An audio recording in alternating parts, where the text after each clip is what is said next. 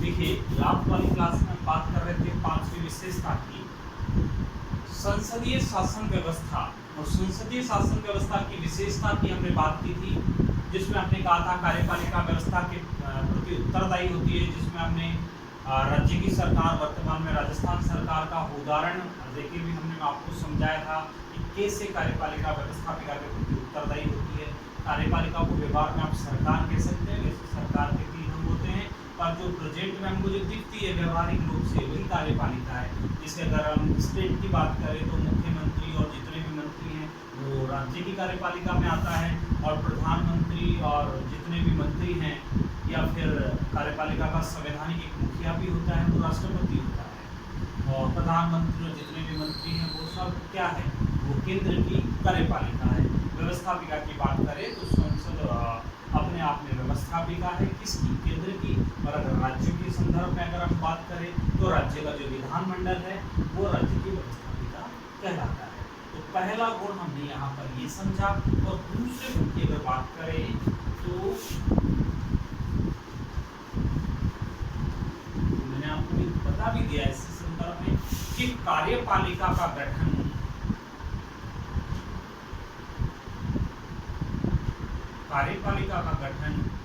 व्यवस्थापिका में से होता है।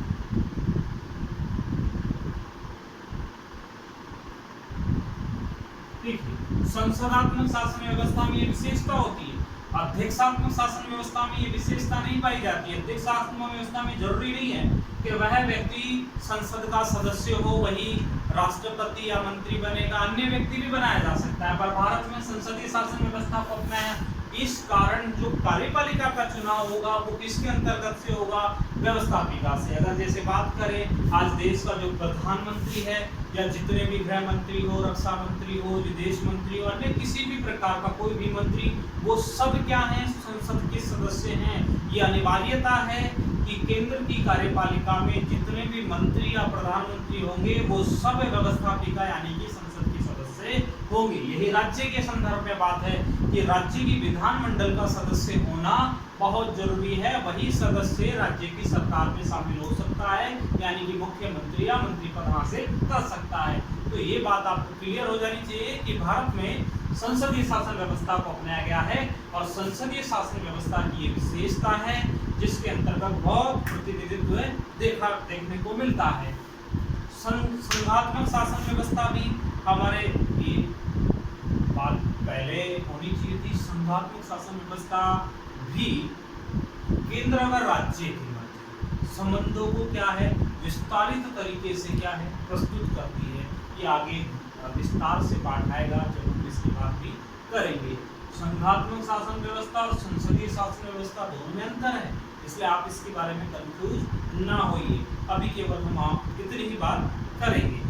देखिए, पांचवी विशेषता आपकी पूरी, अगर छठी विशेषता की बात करें तो ये भी हमारे लिए बहुत महत्वपूर्ण है।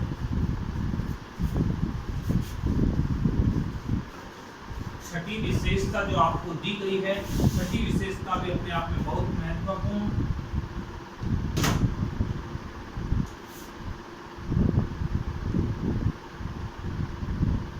मौलिक अधिकार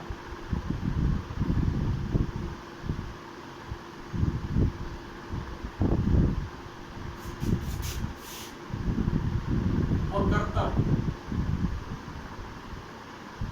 देखिए, भारत के संविधान में एक तरफ अधिकार की बात की गई है, तो हमारे देश के नागरिक होने के नाते कुछ ड्यूटी भी है, कुछ कर्तव्य भी हैं, जिनका भी इस देश के नागरिक होने के नाते हमें निर्वहन करना ही पड़ेगा। क्योंकि हम अधिकार की बात नहीं कर सकते, हमें अधिकार तभी मिले हुए हैं जब हम हमारे कर्तव्यों का निर्वहन कर सकते हैं। देखिए, मौलिक अधिकारों की अगर हम बात करें तो भारत के संविधान में मौलिक अधिकार स्पष्ट रूप से लिखे हुए हैं। पहले हम बात करेंगे मौलिक अधिकार की, बाद में बात करेंगे कर्तव्य की। कंपैरिजन में आपको क्या है ये भी आपको मैं समझाता हूँ। देखिए, संविधान के भाग 3, कौन से भाग में, भाग 3 में मौलिक अधिकारों का वर्णन किया गया है। और भाग हमने कहा था आपको कि 22 भाग हैं, तो 22 भाग में से तीसरे भाग के अंतर्गत क्या है, मौलिक अधिकार है। हमने बात की थी आपको कि 395 अनुच्छेद है, तो 395 में से अनुच्छेद 12 से 35 तक भारत के संविधान में मौलिक अधिकार वर्णित। और देखिए 12 से 35 तक जो मौलिक अधिकार वर्णित है, तो 12 से 35 तक 7 मौलिक अधिकार हमारे नागरिकों को दिए गए हैं। 7 मौलिक अधिकारों की अगर हम बात करें, पहला जो हमारा अधिकार है समानता का अधिकार,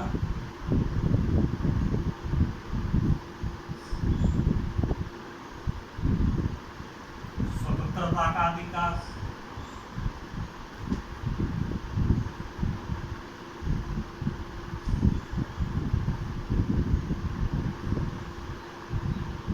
शोषण के विरुद्ध अधिकार,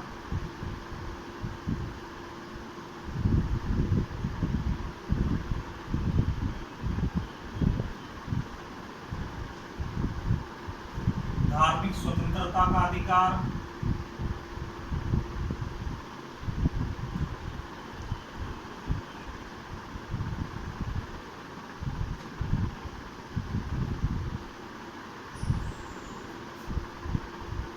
शिक्षा व संस्कृति का अधिकार,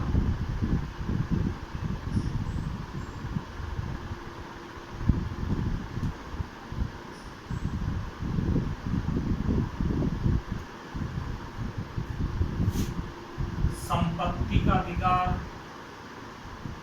लग रहा होगा सकल पढ़ा रहे हैं,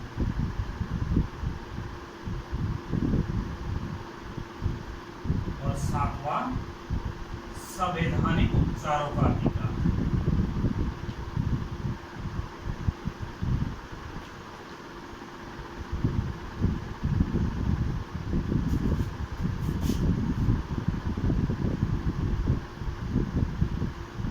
देखिए हमारा जो मूल संविधान बना था, मूल संविधान बोले तो 26 जनवरी 1950 को जो हमने लागू किया उसको हम मूल संविधान कह सकते हैं। अब 104 संशोधन हो गए तो कई सारे परिवर्तन हो गए, तो इसको मूल संविधान नहीं, ये मूल संविधान में कुछ ऐड हो गया।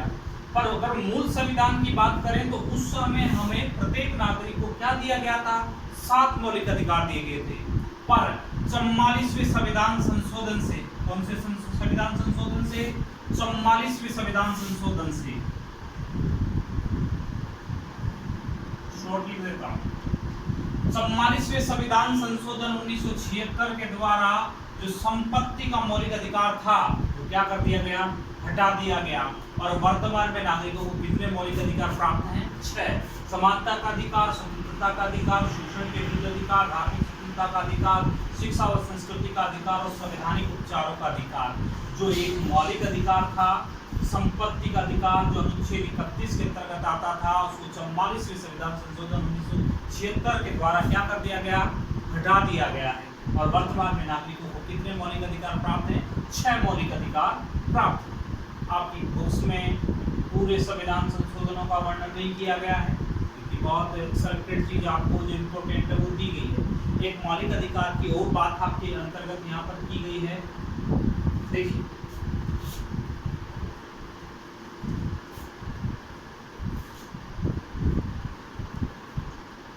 छियासीवां संविधान संशोधन हुआ, कौन सा? 86वां संविधान संशोधन हुआ 2002। 46वें संविधान संशोधन के अंतर्गत ये 2002 में विधेयक तैयार हुआ, और ये क्या हुआ? 2009 में, इसमें 2009 में संसद में रखा गया।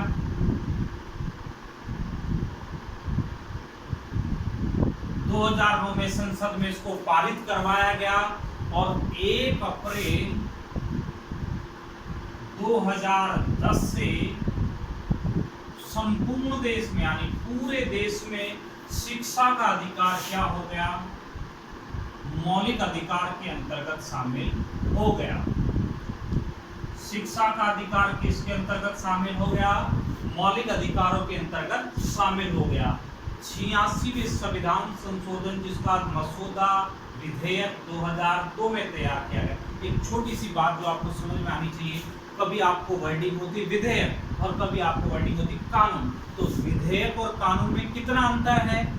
कि जब हम कानून बनाने से पहले कुछ फाइल्स भी तैयार करेंगे, कुछ उसमें चीज डालेंगे, क्या किसका कानून पारित हमें करना है, तो जो कानून पारित होने से पहले जो मसौदा तैयार किया जाता है वो विधेयक कहलाता है। और वो विधेयक अगर संसद में अगर वो पारित हो जाता है तो वही विधेयक पारित होने के बाद क्या कहलाता है, कानून कहलाता है। तो देखिए 86वां संविधान संशोधन 2002 में विधेयक तैयार हुआ, 2009 में संसद में पारित हो गया और 1 अप्रैल 2010 से पूरे देश को शिक्षा का अधिकार मौलिक अधिकार के रूप में प्रत्येक नागरिक को क्या हो गया, प्राप्त हो गया। अब इससे क्या फर्क पड़ा भाई, अगर कोई संविधान संशोधन हुआ, कोई मौलिक अधिकार हमें मिला तो उससे कुछ न कुछ तो परिवर्तन हमारे जीवनचर्या में आएगा। लोगों को अगर ये अधिकार मिला तो उससे क्या फर्क पड़ा, ये बताता हूं मैं आपको। देखिए स्वतंत्रता के अधिकारों के अंतर्गत 21वां जो अनुच्छेद है, इस 21वें अनुच्छेद में अनुच्छेद 21A जोड़ा गया। क्या जोड़ा गया, 21A। ये आप बात कर सकते हैं 21 क। इस 21 क के द्वारा क्या हुआ, भारत के प्रत्येक नागरिक को जिसकी आयु 6 से 14 वर्ष की है उसे शिक्षा प्राप्त करने का मौलिक अधिकार मिल गया। यानी कि 6 से 14 वर्ष तक की आयु का बालक व बालिका जो भारत का नागरिक है वो शिक्षा पाने का क्या रखता है, अधिकार रखता है, कानूनी अधिकार रखता है। यानी कि सरकार की जिम्मेदारी है कि 6 से 14 वर्ष तक की आयु के नागरिकों को, बालकों को, बालिकाओं को क्या दे, प्राथमिक शिक्षा दे। यानी ये शिक्षा का जो अधिकार है प्राथमिक संदर्भ में मिला है। तभी आपने देखा होगा कि 1 से 8वीं तक की शिक्षा निःशुल्क शिक्षा, और इसके बाद ही देश में कई सारे परिवर्तन देखने को मिले। आपने अभी जो राइट टू एजुकेशन का नाम सुना हो, वो राइट टू एजुकेशन ये शिक्षा के अधिकार को ही इंग्लिश वर्जन में कहते हैं।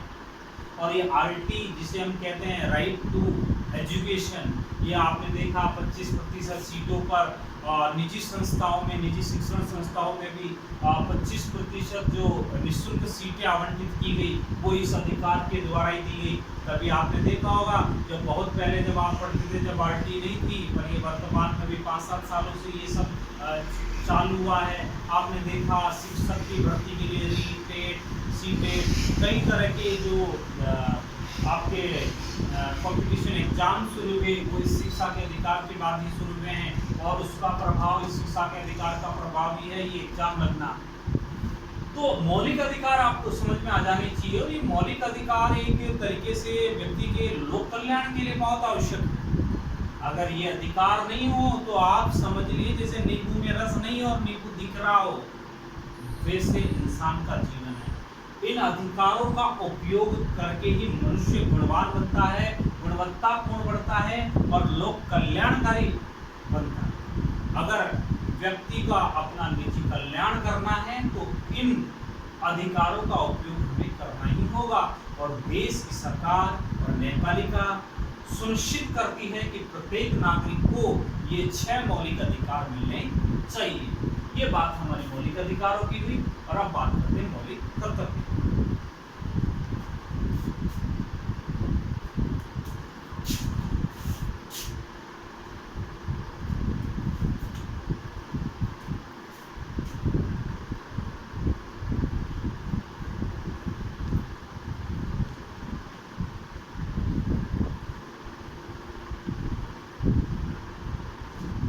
देखिए मौलिक कर्तव्य हमारे मूल संविधान के अंतर्गत नहीं थे, पर संविधान के भाग 4, कौन से भाग 4 में, 4 में भी किसमें, संविधान, ये देखो मौलिक अधिकार भाग 3 में।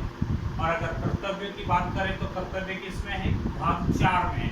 और 4 में भी अगर अनुच्छेद की बात करें तो किसमें है, 51 क, या बात कर लो आप 51 ए और कह दोनों एक ही बात है। वो इंग्लिश वर्जन है, वो हिंदी वर्जन। तो अगर कर्तव्य की बात करें तो संविधान के भाग 4 में 42वें संविधान संशोधन से, कौन से संविधान संशोधन से, देखो जब मैंने कहा आपको मूल संविधान में ये थे ही नहीं, ये तो बाद में जोड़े गए हैं। तो बाद में जोड़े गए हैं तो इसके लिए कोई ना कोई संशोधन करना पड़ा होगा।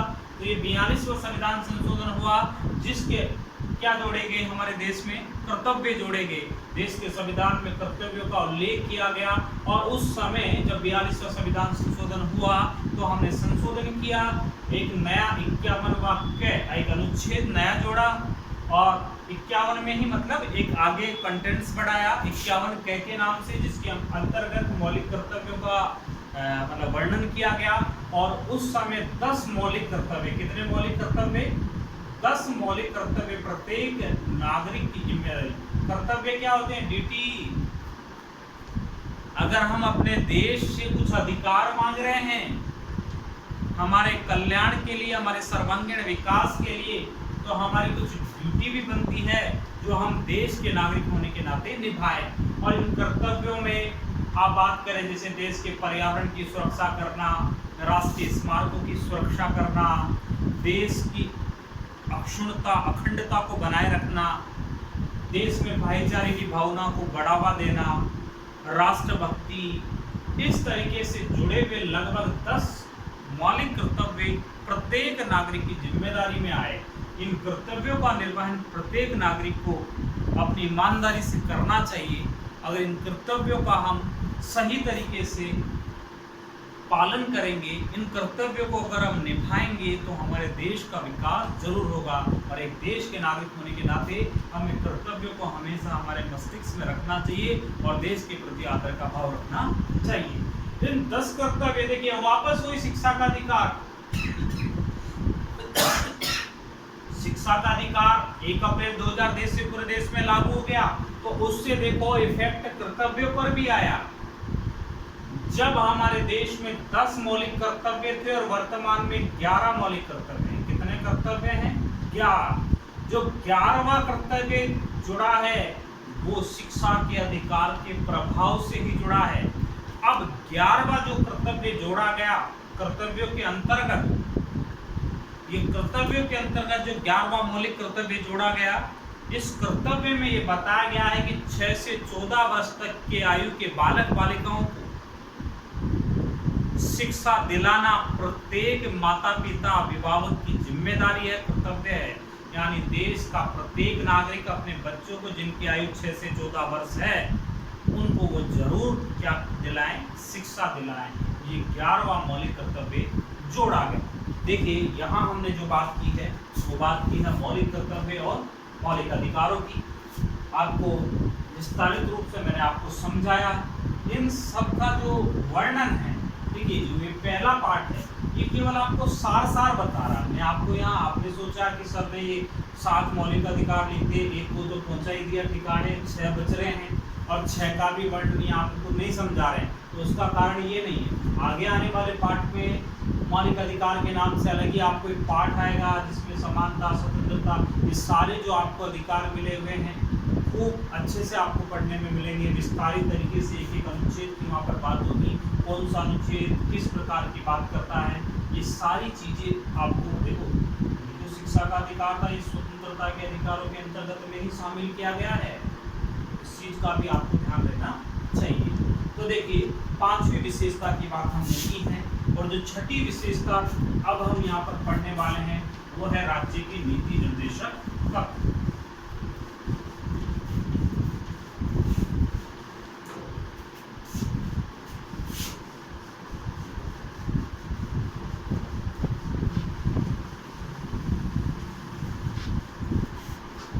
राज्य की नीति निर्देशक तत्व कभी आपने नाम सुना हो, शब्द से आपको मतलब समझ में आ रहा हो क्या होता है राज्य की नीति निर्देशक तत्व। आपके दिमाग में शब्द जैसे उच्चारित मैंने किए, आपके दिमाग में वो चीज़ आ जानी चाहिए। अगर शाब्दिक अर्थ से भी आपको कुछ समझ में आ रहा हो तो आप बहुत कुछ समझ सकते हैं।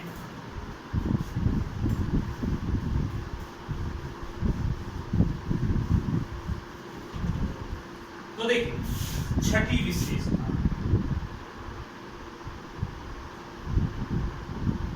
राज्य के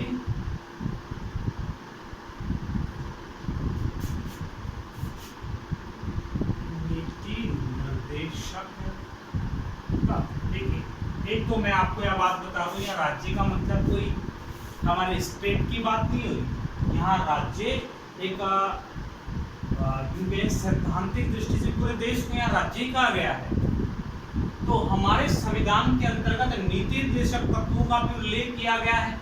मैंने अभी आपको डिटेल से समझाने से पहले आपको कुछ शाब्दिक अर्थ वाली बात की थी कि राज्य के नीति निर्देशक तत्व। नीति आप जानते हो ना, किसी भी प्रकार की कोई योजना हम बनाते हैं, कोई तरीका सुझाते हैं। निर्देशक बन रहा है निर्देश से, किससे बन रहा है?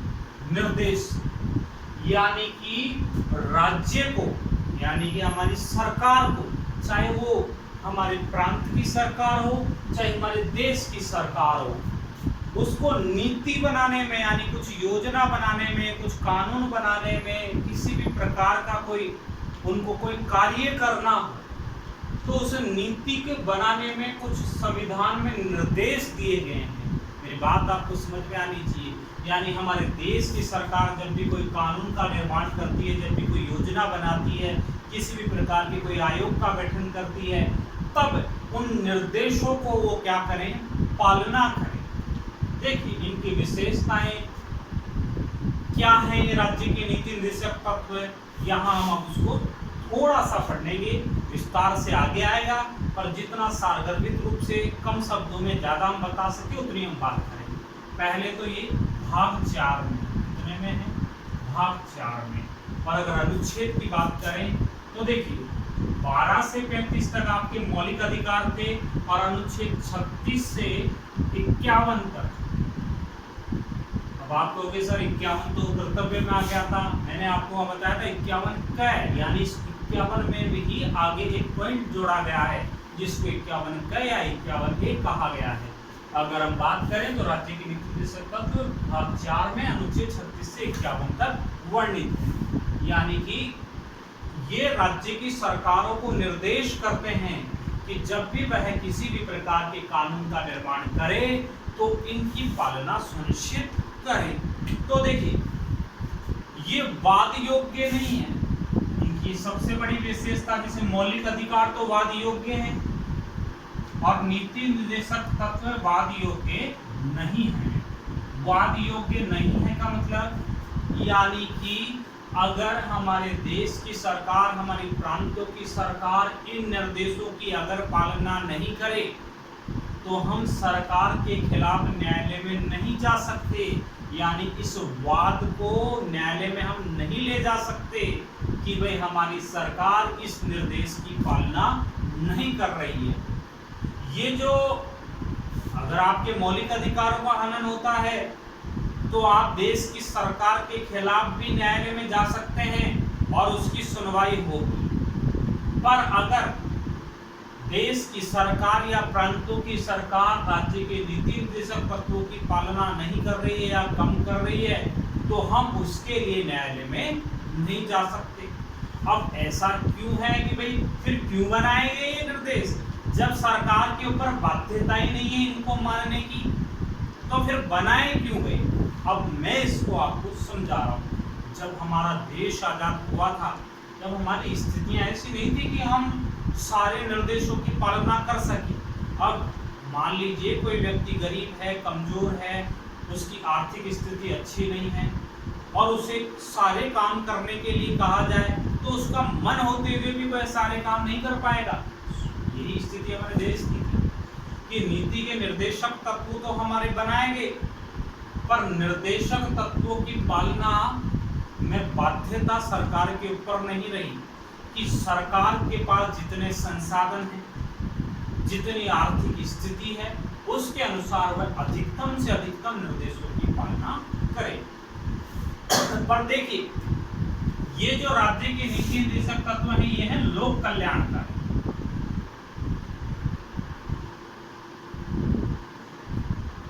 भाई हमारे संविधान में हमने नीति निर्देशक तत्व बनाए और उनको भी वाद योग्य नहीं बनाया तो उनके पीछे भूमिका क्या थी? भाई हमने क्यों इतने साल इतनी मेहनत की कि हमने नीति निर्देशक तत्व बनाया, उसके पीछे कारण था कि नीति निर्देशक तत्वों में लोक कल्याण की भावना समाहित है। अगर हमारी सरकारें इन निर्देशों की पालना करती है तो उससे जनता की भलाई होती है। क्योंकि नीति निर्देशक तत्वों में आगे आप विस्तार से पढ़ेंगे, इनमें महिला वर्ग के लिए, अनुसूचित जाति जनजाति, पिछड़े वर्ग के लिए, बालकों के लिए, मतलब सभी वर्गों के लिए, देश के समस्त वर्गों के लिए, सभी क्षेत्रों के लिए लोक कल्याणकारी भावनाएं समाहित की गई है, जिससे हम प्रत्येक वर्ग का उत्थान कर सके। अगर हम इन निर्देशों की पालना हमारी सरकार करती है तो उससे सभी वर्गों का कल्याण होता है और देश के लोगों का कल्याण करने के लिए ही ये निर्देशक तत्व हमारे संविधान में शामिल किए गए हैं।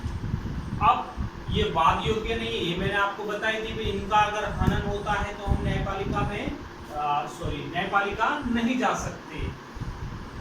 पर हमारी प्रत्येक सरकारें ये सुनिश्चित करती है कि हमने संविधान के अंतर्गत वर्णित सभी नीति निर्देशक तत्वों की पालना की है। जब भी कोई कानून का निर्माण होता है, किसी योजना का निर्माण होता है, तो हमारे देश की सरकार मीडिया में आके ये बताती है कि हमने इस नीति निर्देशक तत्वों की पालना की है, जिसके कारण हमने इस योजना को चलाया है। चाहे देश दुनिया में देश में हमारी कितनी भी योजनाएं चली हो, उन सब में कहीं ना कहीं नीति निर्देशक तत्वों का प्रभाव देखने को मिलता है। अब ऐसा क्यों? अब देखो, बाध्यता भी नहीं है सरकार को कि भाई वो इनको माने ही सही, फिर भी सरकार मान रही है। उसके पीछे कारण क्या है? क्योंकि जो भी देश की सरकार इन निर्देशों का, इन नीति निर्देशों का ज़्यादा से ज़्यादा पालना करेगी, भविष्य में वह सरकार दोबारा आने की उम्मीद रखेगी, क्योंकि वो जनता के सामने इस बात को रख सकती है इस संविधान में वर्णित नीति निर्देशक तत्वों की हमने ज़्यादा से ज़्यादा पालना की है और लोगों के लोक कल्याण के लिए हमने ज़्यादा से ज़्यादा कार्य किए हैं। इसलिए देश की प्रत्येक सरकार इन नीति निर्देशक तत्वों की पालना भी करती है, ये चाहे बात योग्य हो या ना। आज की बात इतनी। Thank you.